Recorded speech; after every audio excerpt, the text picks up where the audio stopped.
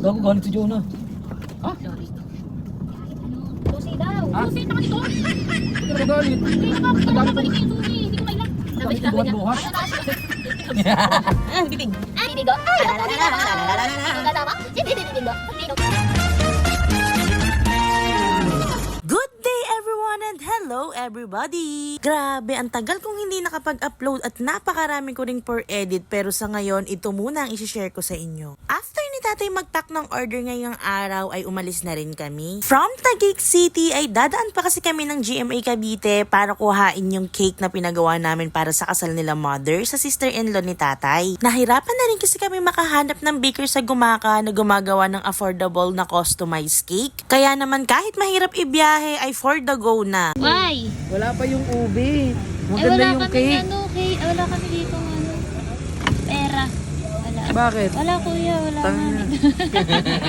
At katulad nga ng sabi ni tatay, napakaganda ng cake na pinagawa namin. Mas maganda pa sa model cake na pinakita ko kay ate. Nagpagawa din pala kami ng mga mini cakes para sa glazing table. Presyong pang pamilya pero nakaka-surprise ang resulta. Grabe, sobrang ganda at nakakatakam talaga yung mga cakes. Thank you so much, Ate Madel. Tingnan mo, pogi-pogi mo lang, oh.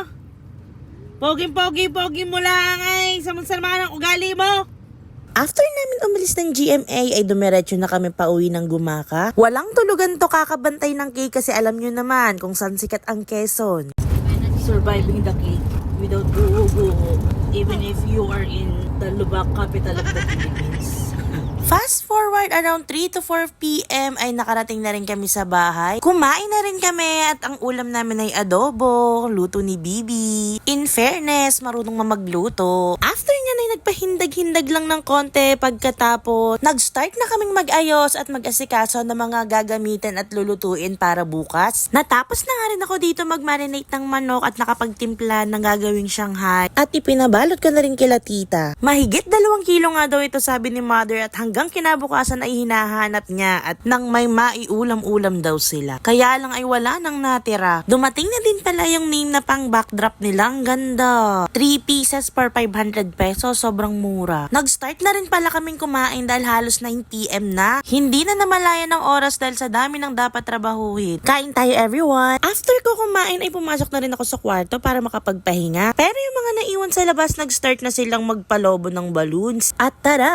Ang dami. At yun na lang muna for today's video. Bukas na lang ulit yung susunod. See you tomorrow. This is Princess Aga. Thank you for watching. Bye! Now that you're close,